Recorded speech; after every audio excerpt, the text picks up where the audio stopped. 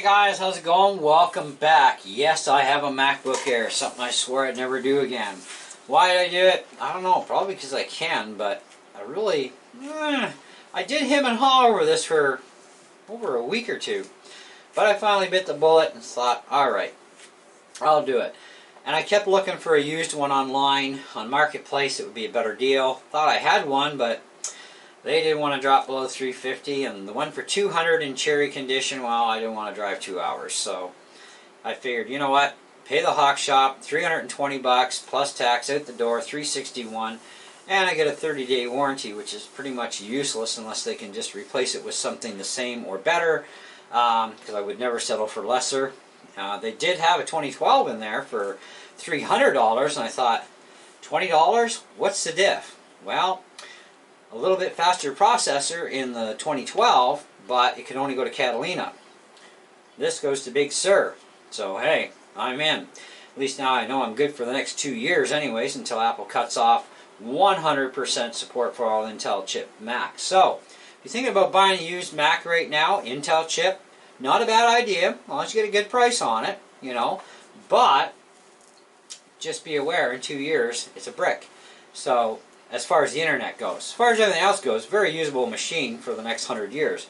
Or until it ever blows up on you someday. You know what I mean? Like, the Macs are hard to kill, okay? They last for a long time. I've got a 2007 iMac, which actually I've decided to sell just because I need the space. And I don't need it because I already have a MacBook Pro running El Capitan, so why do I need the iMac now? Right? So it's kind of a, yeah, type of thing. Anyways, so I bought this thing. Not sure exactly what I'm going to do with it, other than I did order an SSD drive for it. Now the benefit to the older MacBook Airs, and of course, as you know, the MacBook Pros and MacBooks, is we were able to upgrade the RAM and the hard drives in the MacBook and the MacBook Pros. However, in the MacBook Airs, we've only ever been able to upgrade the hard drives, not the RAM. So whatever configuration you bought it off the shelf, that was it. Okay? After you purchased it, tough beans. So if you wanted this thing with 8 gigs of RAM and a bigger hard drive, Apple was going up to a half a terabyte, but you can now get 1 terabyte drives, third party. But they went to a half a terabyte. You could actually custom order it. But you're going to pay through the nose for Apple for the hard drive. So it would be worth going to the 8 gigs of RAM for sure. Funny thing though, my 2020 MacBook Air that I had, the gold one, it's on my channel, that thing was an 8x256 configuration and faster processor, but with the original OS Big Sur, I mean, it did have some slowness to that thing, but it also thermal throttled a lot. Now, we'll find out if this does the same sort of thing with thermal throttling with Minecraft after 5 minutes, that sort of thing. I'm waiting though until I get the new hard drive in. It's going to be here probably in about a week or so. I ordered a 256 gig Tamtac drive for $90 on Amazon.ca. So yes, we are talking Canadian prices on everything. And I ordered some other accessories as well. Thunderbolt to HDMI, as well as a USB to Ethernet, in case I want to go on an Ethernet network. So, now this thing only does have 2 USB ports, one on each side, and a card reader, a Thunderbolt port, and a headphone jack. That's your ports. I mean, it is a skinny little thin piece of paper of a computer, but still very powerful. And with 11.6, it seems to run really, really well with 4 gigs of RAM. It's really impressing me how well this thing runs. Now, the stock hard drive in this thing,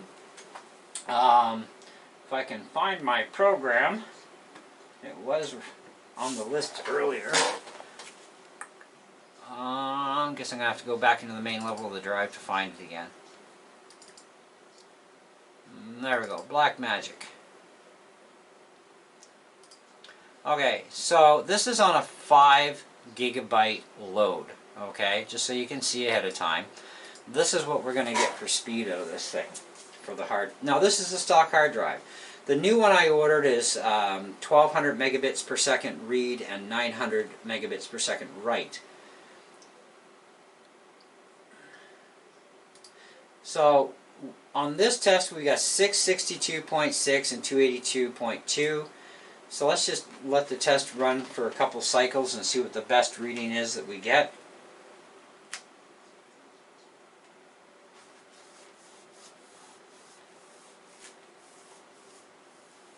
Now this computer, by the way, has not been powered down in 3 days.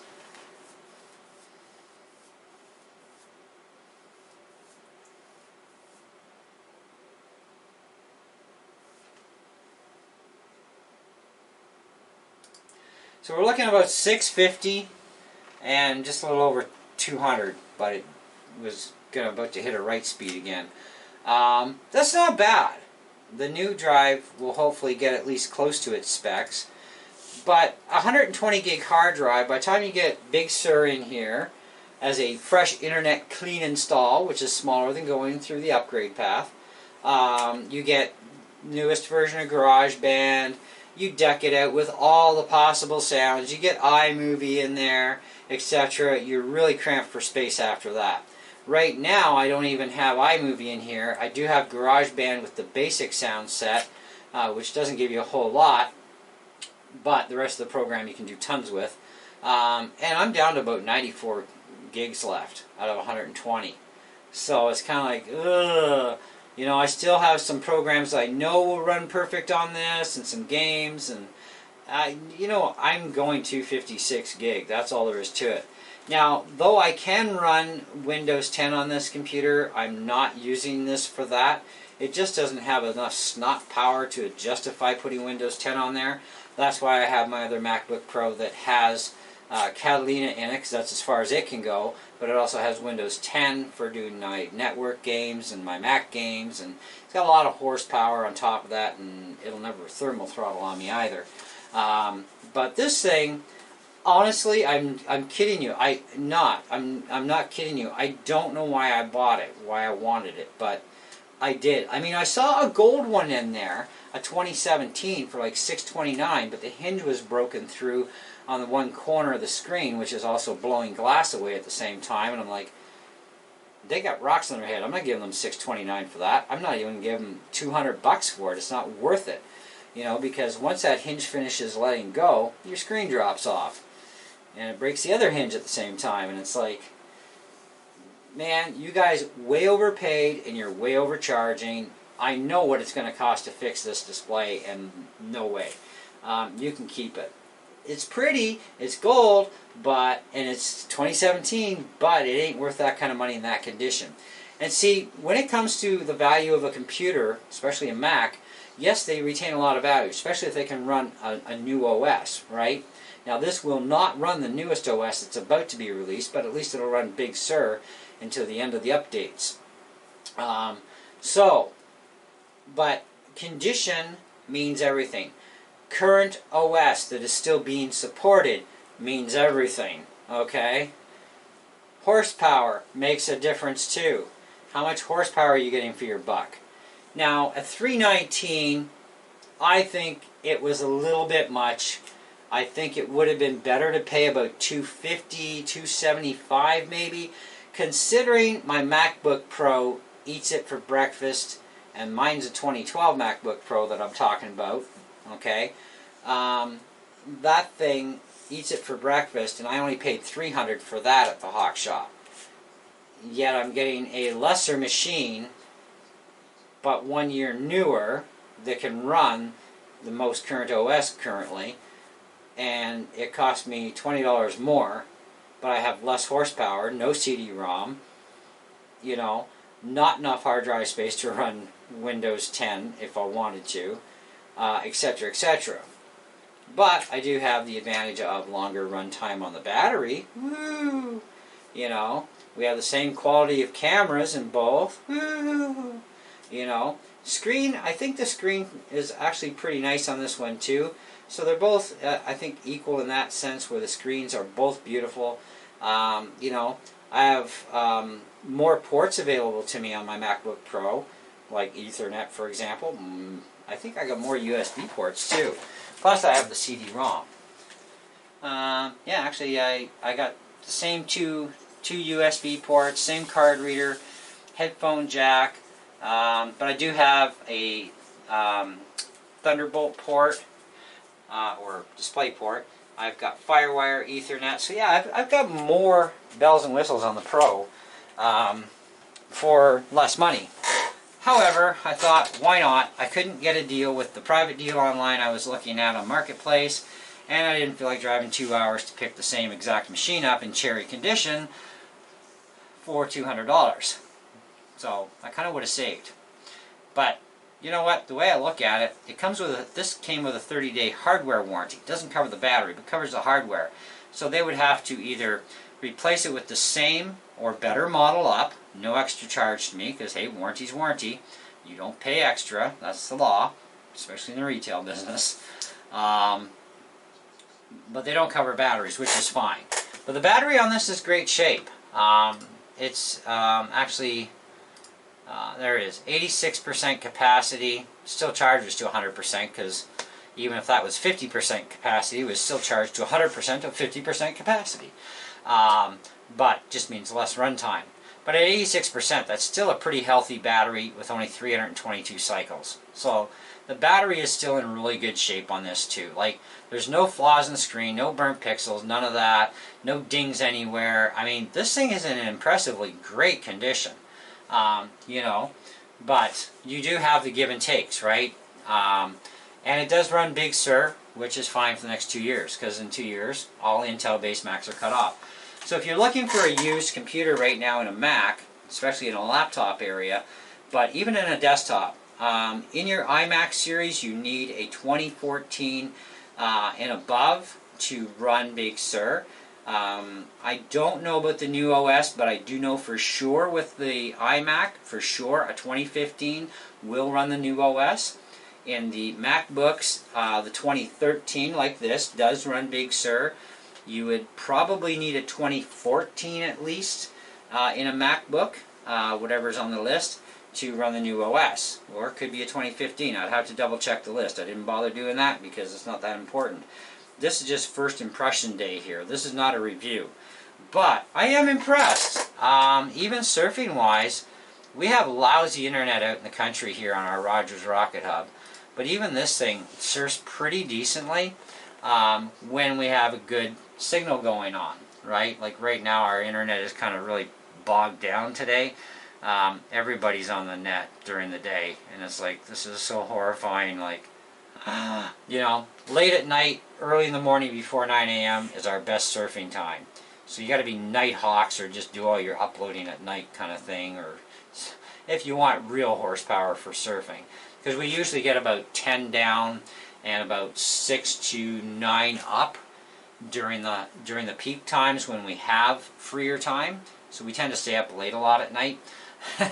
You know, during the day it's like this. It's not that great, but this is the country on a rocket hub, and 11 clicks from the nearest tower, and in a valley way down below the horizon. And yeah, it just, the fact that we can surf, I'm surprised.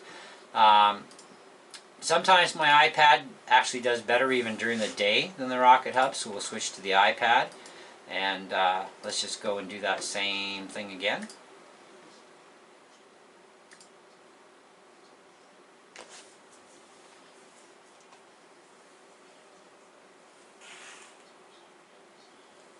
So still, it's not bad. They're close to.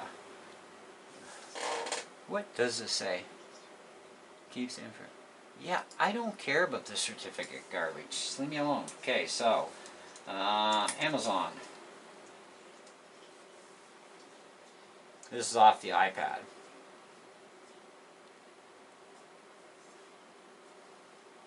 Not too shabby. Let's go to the Rocket Hub. I like hotspotting with the iPad. We have unlimited data on the our phones and tablets. Same Rogers, right? Like, they can't do the Rocket Hub unlimited data for the money they ask for a month. We pay massive amounts of money per month for a Rocket Hub out here, and we only get 100 gigs of data, and then they basically crucify us with huge bills. It's just nuts. Okay, so let's go back to Amazon again. off the rocket hub, much faster. So, makes a difference. So, even for the crummy internet we get, and the fact that the wireless card in here is not the fastest kid on the block compared to other Mac laptops I have, and of course other computers in this house, this thing is actually doing really well with Big Sur 11.6 and only having 4 gigs of RAM. You know, that's pretty impressive. And the new OS that's coming out, apparently its minimum is 4 gigs. So I don't know what Apple's been up to, but they're really doing a wonderful job with memory management, which they sucked at in 2020 when I bought my MacBook Air. You know, because I mean, it was really nasty. I had to go to 24 gigs in my late 2015 iMac to bring it to life with Big Sur. You know, and now it flies even faster with 11.6 in there. It's like, I don't get it. They've done something. But otherwise, I think it's a really good laptop. Limited on ports though. I mean, 2 USB, a Thunderbolt, and a card reader, headphone jack. I mean, you know, the camera's nice. The built-in mics, well, they're good for voice, for talking. But with every Mac ever in MacBooks, now I haven't tried recording any kind of music or vocals on an M1 Mac laptop or the M1 iMac, because I don't own one, obviously. But I can tell you that it's been no different with this than it is with my newer iMac, than it is with any other computer that has built-in mics. Recording music live sucks. The playback is horrifying. Now, talking, perfectly awesome. The video part, like if you're going to record a QuickTime video, you can do that in 720p. It's not a big deal. This thing does have 720p, and it's a nice camera for 720p. And like any camera, of course, the better the lighting, the better the picture. You can see all my junk in my closet back there, and one of my guitars, and you can see the camera we're using, hey, to record this video with. You know, so I mean, it does a lot of good so far. We will be putting this thing through its paces, and I will have a full review at that time. But we have to wait until the new hard drive gets here and get it loaded right up to the hilt with everything I want in it. I'll put it through some paces for a couple of days, and then at that time I will tell you exactly what I think of the Mac 2013 MacBook Air compared to the 2020 I had. Because I still remember that experience, and I still have those videos on my channel forever, so, you know, you could even bounce between the videos and you see what's going on and what's happening. Anyways, in the meantime, you know, if you're looking for a used Mac, just pay as little as you can get away with, but make sure it's in, you know, excellent condition. Don't buy anything that's got cracks in screens, because that's very bad. You know, don't buy stuff with missing keycaps or shattered track pads, because that's, you know, electrical stuff waiting to go boom on you. And people will still ask a lot of money even for something that's mostly busted up. We found that on Marketplace with a local deal. $500 for a MacBook with missing keycaps and a trackpad that was shattered. $500 worth of repair parts. And that's going with original Apple parts too, you know, so if you're an Apple fanatic, you're going to stick with Apple parts. I'm an Apple fanatic, but I also have this thing where, you know, if I can get the parts cheaper that are the same, you know, they work the same way and they do the same thing, why not go third party? I mean, you save a ton of money, you know, so, and you never know, you might get better quality parts. It can happen, right? So, it's just the way it goes. Anyways, thanks for watching, guys. Hope you enjoyed the video. Stay tuned for more. I got some other ideas bouncing around my brain. And stay tuned for the review when it comes up on this thing. And we'll let you know exactly what I think about it. In the meantime, I'm going to go shopping for more Macs online and see what I can find, if anything. I'd like to try and get something a little bit cheaper than the Hawk Shop for a change, but we'll see what I can dig up anyway. Till next time, see ya!